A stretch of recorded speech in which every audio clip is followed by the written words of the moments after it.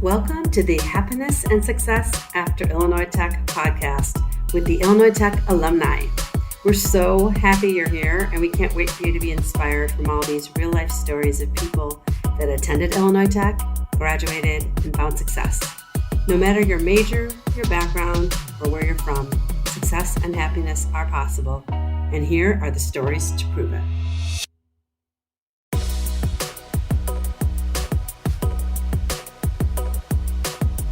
Welcome to this episode, everyone. My guest this week is Masha Staub. Nice to meet you. Nice to meet you guys. Yeah, happy to have you here. So I like to say where I met my guests, and sometimes I reach out and sometimes they get recommended. I know that you met Bernie at an event, so that's pretty fun. And he said you should come on our podcast because you graduated from Illinois Tech and you have a job you love, right? I absolutely do. And it was really great. I've been really happy. I was really happy meeting Bernie. I think we have a great career staff currently at IIT. So I'm super glad for everyone who's currently at IIT, having you guys behind them. For sure. So tell everyone what degree you graduated with and when you graduated and what you're doing now. So I graduated in May of 2022, making sure I get my dates right. I graduated with a degree in mechanical engineering. I had a minor in mathematics, was fully planning on going into engineering, and I now work as a software developer consultant. So I am a bit of a career changer, and immediate after college. But I ended up really liking the switch, and I still use a little bit of what I went to school for. Now I'm really curious because typically, especially at Illinois Tech, with all the technical degrees that we have, people get the degree and then they actually use the degree they're going for. It's not as typical with other colleges. So how did you make the transition? Because a lot of students will say, well, if I don't want to do exactly that kind of work, how do I get to different kind? How did you get the software development consultant role with the mechanical engineering degree? Well, I think there are a couple factors to it. I had known probably late college that I really liked software. The problem is I really liked hardware too. So I really liked mechanical and how things work together. And so my plan had sort of been that I probably would eventually migrate, that I would find a role where I'm doing a bit of software and then maybe migrate into one where it's a bit more where I can build those skills. But one thing I had concentrated a good amount of before school, during school, was coding skills.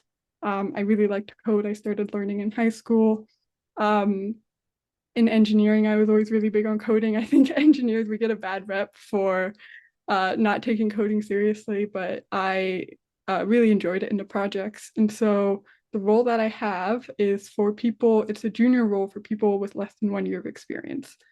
And they reached out to me because I had, even within my engineering background, I had strong coding experience. And they said, hey, would you be interested in this? And I was like, absolutely. Who's they? A company or? Yes. My current company, Thoughtworks. Okay. So they reached out to me. And they saw your LinkedIn profile and they saw your credentials. Okay, cool. Yes.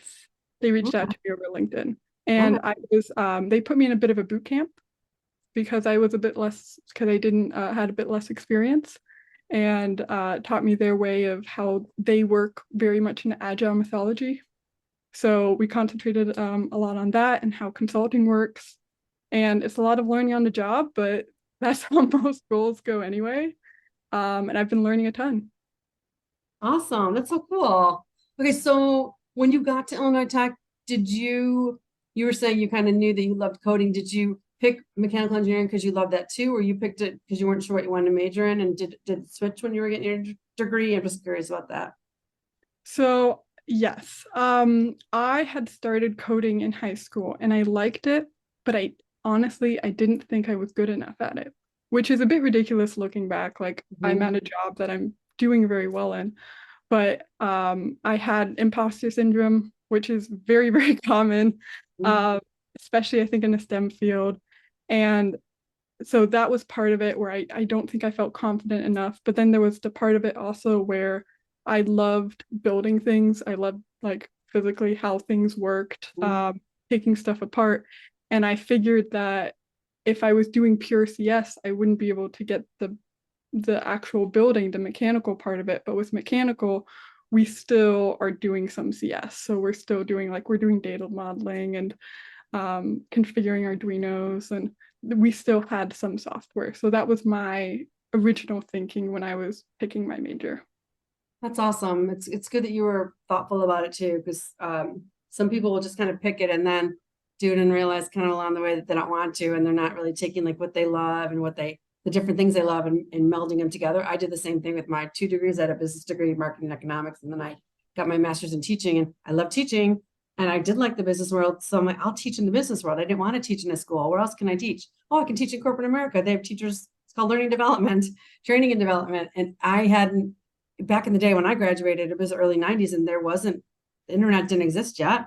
And we had to go to the library and look up all these companies. Who does training, and what's it called, and what are the roles, and how can I use this? But now it's a lot easier. But it's nice to hear that you said, I want to take these two things and put them together, which is what Bernie and I and the other people on our team are always trying to tell the students. It doesn't have to be just this one thing. It's not like you just go for the software development consultant role or engineer role, and then that's what you apply, and then you are one for the rest of your life. It's probably almost never you're going to meet someone that it happens like that. And that's because you're always learning, you're always growing. Your journey is going to be a winding road, and you're supposed to grow and decide you don't want this, now you want that instead. And it's just nice to hear that you knew that already at an early age, and that's really going to be helpful for you along your career too. Because it sounds like I don't know, did you have parents to teach you that, or did you just kind of figure that out on your own? Well, I have 2 academic parents, so I had Okay. parents that cared a lot about college. Okay. We have a joke, because I think the first time my parents talked to me about college was 6th grade. Oh my gosh. Okay. So a little early. Okay.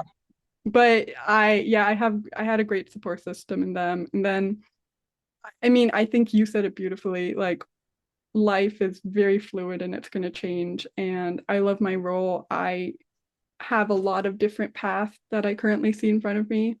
And I just get so excited about all the potentials that you have, like all these different areas, because it's really never over. Agree. Most people in college are, 18 to 22. I know some people go when they're older, and it never ends. You never stop having the opportunity to change what you're doing career-wise, to change especially what you're studying, engineering, computer science, coding. It's like now, of course, artificial intelligence. I just heard a commercial the other day. AI is here to stay. Everyone's developing their own chat GPT kind of thing.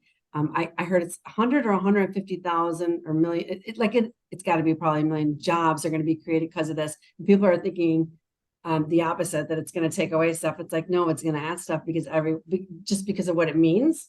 And the technology behind it. We were talking about, I worked for a consulting firm, and we were talking about artificial intelligence back in 2013. 10 years ago, we were talking about how big it's going to be. Now it's 10 years later, and here it is. It's here to stay. And they also say there's a lot of jobs that there's another, I wish I knew the stat. It's an insane number of jobs that aren't even created right now. They're not, people don't even know what they are. And in 5 years, there's this whole slew of them that we haven't even heard of yet. So I love what you said about things are always changing and growing. And if you're bored at what you're doing, you can find something else to do, or you can apply something that you know to some new realm of even in business. It doesn't even have to be in engineering or software or math or whatever. You have no idea. And that's the exciting part. That's what I love about Illinois Tech too. They're always innovating. They're always talking about how things are changing and keeping pace and looking ahead and seeing how things can get better. And that's another fun part about going to school too. Absolutely. Yeah. That's the one part I miss about school. Not much else, but I know. I love learning too. I have a son who's a senior now.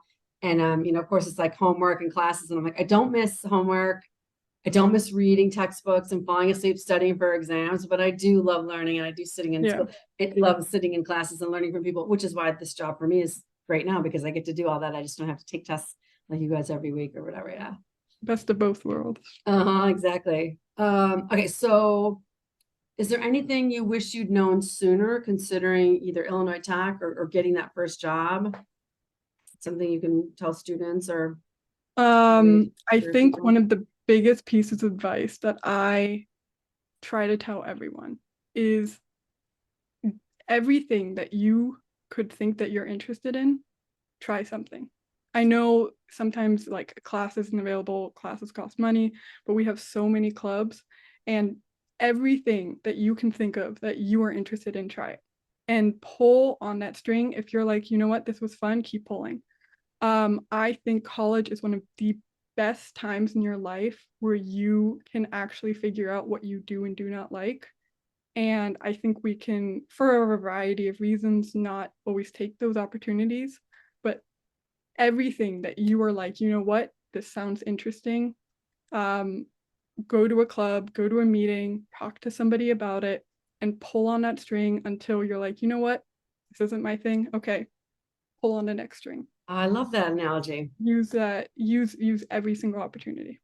It's a great piece of advice because you don't know until you try. And I have met people that thought they were going to love something, and they got the degree in it. They're like, oh my God, I hate it. Like, can you imagine studying for something for 4 years and now you have this degree, you don't want to go to work? I said this to a student recently. I'm like, you don't want to study this for 2 years or whatever it is, and then go get a job doing something you don't want to do. You're paying for the education, you're putting the time in, and you're going to go do something you don't like. This is not the whole point of college. The whole point is to learn what you don't like and what you do like, and then study that more. So that's really, really good advice. I love that pulling on a string. If that's as far as you want to go with that string, okay, that's gone. Go to the next one. Yeah, great idea. Great idea. You're obviously you're very you're very smart, but you have good parents. You can tell that you're been taught some little things, and I'll pass it along and use it, right? I mean, it does make a big difference. Okay, so what the best piece of advice you can offer college students looking to start their career journey or jobs or internships? They're in school now, and in the realm of looking for jobs and internships and figuring out that first thing you want to do. I think that in the realm of jobs, okay, well, I think there are two parts in this. If you're looking for a job, the best advice, and I know it's given a bunch, but it very much is true, so I'm going to reiterate it, is the best way you're going to find a job is by talking to someone. Yeah. You will always sell yourself better as a person than you are your accomplishments. I mean, and I'm not saying some people have a very impressive array of accomplishments, and that is also very important, but job fairs, networking, talking to people is the best way that you're going to get opportunities, because people will a lot of times hire a person, not their qualifications. They want a person they think will work hard, that they believe in, that they think cares about the position a lot. And that can often be more important than just what you have on paper. Like, qualifications are important, but it's not always as much as you think. And putting a face behind it. So I heard an employer say that the other day. He recently at a workshop, he said, "I've never ever hired someone based on their resume. Yeah, it's always after I've interviewed them." And you just look at it and say, "You're hired." It's because they need to have a conversation. Like you said, they want to know you care. They want to know that you'll do the job, not just that you're qualified to do it, but what else about it? Yeah. Yes. It's great. And then I think the other part of advice I have is not everything needs to be the perfect fit. I had a few internships when I was in college. I think the biggest one I had was, and it was a very crazy internship. After freshman year, I spent 6 months in Germany at Daimler. Which produces, so for people who don't know, they're the ones who produce Mercedes cars, and I was working in their hybrid powertrain division. Very, very cool team. Was very lucky to get that opportunity. That was an opportunity that I was working on work that I really enjoyed. I was introduced to an industry that I didn't know a lot about, that I was super excited about. Lewis Hamilton came and gave a speech one of the days. So crazy internship. The second one I had, it wasn't the best fit for me. And I was working on projects that I wasn't interested in. And I knew that. Yeah. So then I was like, well, this probably isn't a career path that I would want to go into. I didn't, pursue, this wasn't an industry that I was as passionate about. It was still, a great team, but it just wasn't for me. And that's still really valuable experience, because it's not only about oh, what's the perfect fit, but also what doesn't. And you're never going to gain bad experience. So true, so true. Hold on.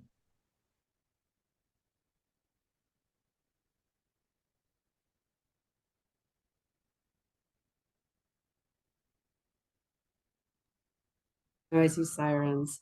You had said that first one was a good fit and the second one wasn't. How did you get the opportunity to go to Germany, or how did that transpire? Was it something at school? Was it something you applied for outside of school? I'm just curious. Someone recommended you? So I actually am German, so I have German citizenship. But a lot of this is, I can't speak too much. I can speak a little bit from what my knowledge there was, from what I understood. So one thing is, of course, Daimler, Mercedes is a very, very big company. And so even though I was able to speak German fluently, they were willing to take someone who wasn't.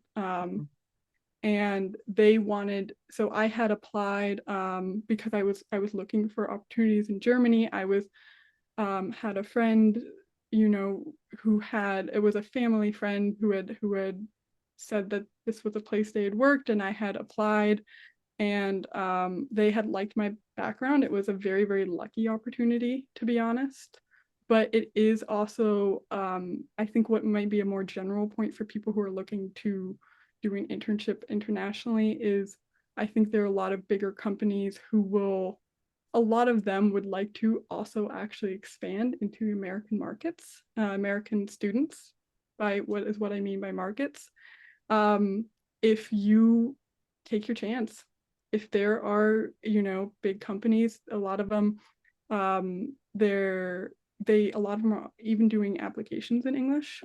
Yeah. So if there's something you're interested in, you don't necessarily need to go through a work program or something that's built in. Find some of those bigger companies. And I know a very limited experience there, but I think this is something other people could follow if that's something they're interested in.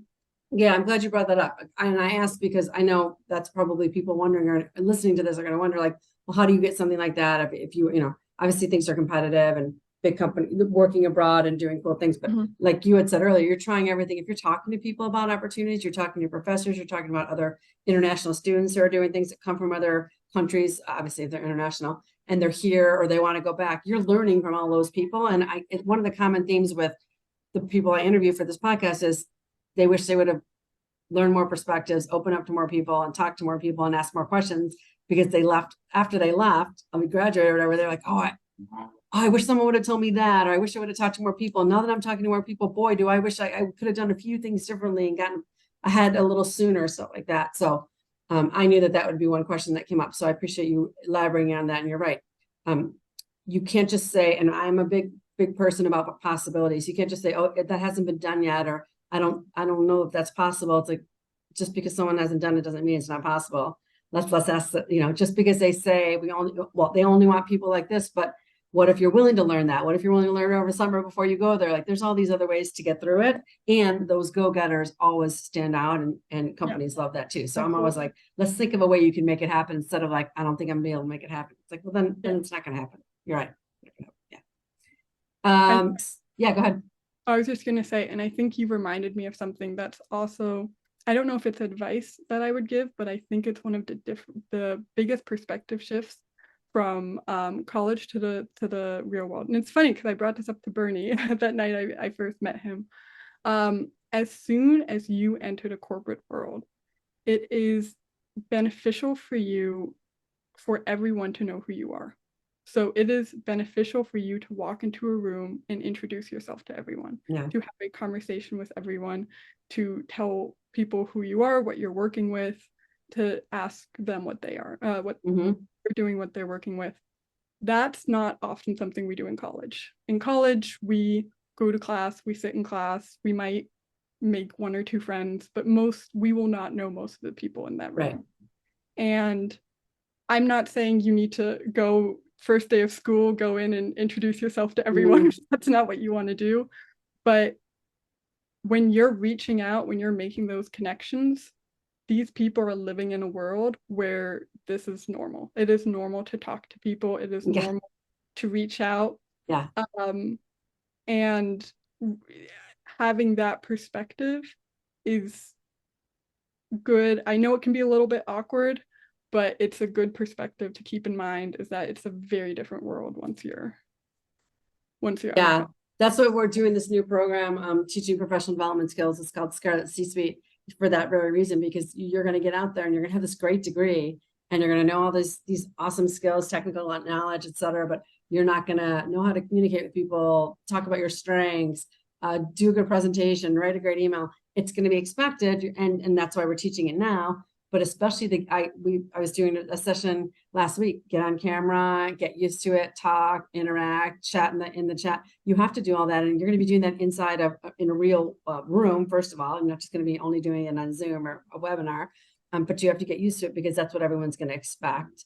And that's the way you communicate. That's the way you get along in the world. That's the way you make money. That's the way you grow. That's the way you get promoted, all of those things. And if you just put your head down and act like you're in school, you're going to get passed up for stuff, and you're also not going to get as much out of it, because you're not going to get to know other people. And it's just, we all say to them, like, that's why we're teaching you now, so that you don't have to, these aren't things you need to learn once you get in the corporate world. You're going to practice them more, but it's not going to be new to you, and you're going to be a little bit more comfortable. Everyone's a little bit uneasy, and we still are. I mean, to walk up to someone at a networking event we've never met before, even though we've been in corporate America for a long time, it's like everyone gets nervous a little bit about it, but everyone's in the same boat, and you're going to experience so much more just happiness and success, and life is going to be more interesting if you can learn how to do that sooner rather than later. Is what we say. Yeah, and if networking is scary, bring a wingman, or bring a wingwoman.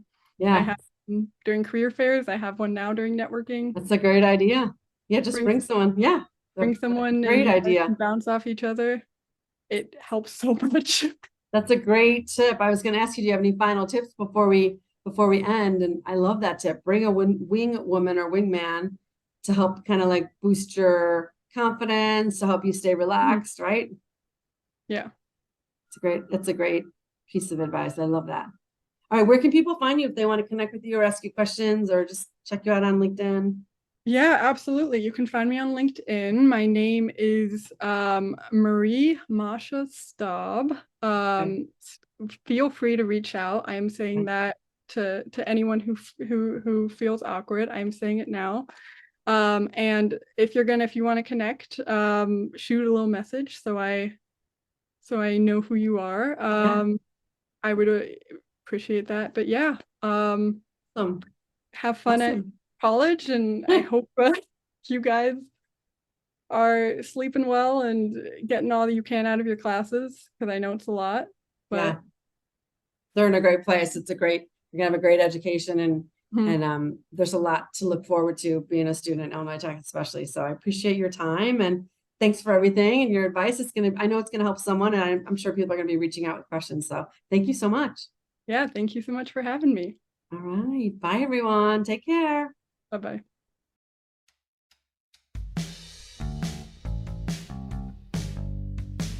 Thanks for listening, everyone. Check out the Illinois Tech Connect platform. It's the official networking site for Illinois Tech alumni. It's operated by Illinois Institute of Technology Alumni Association with help from Career Services. The aim of the platform is to connect our entire alumni community to provide a space for communication, networking, and other opportunities. Also, join the Illinois Tech Career Services group on LinkedIn and learn about all things career related. And be sure to follow us on Instagram, Facebook, and Twitter. Finally, as an alum, whenever you need career guidance or advice, you're always welcome to connect to the Career Services Department, make an appointment with a career coach, and take advantage of this lifelong resource available to all alumni. We can't wait to help you, and more importantly, we can't wait to see what you do.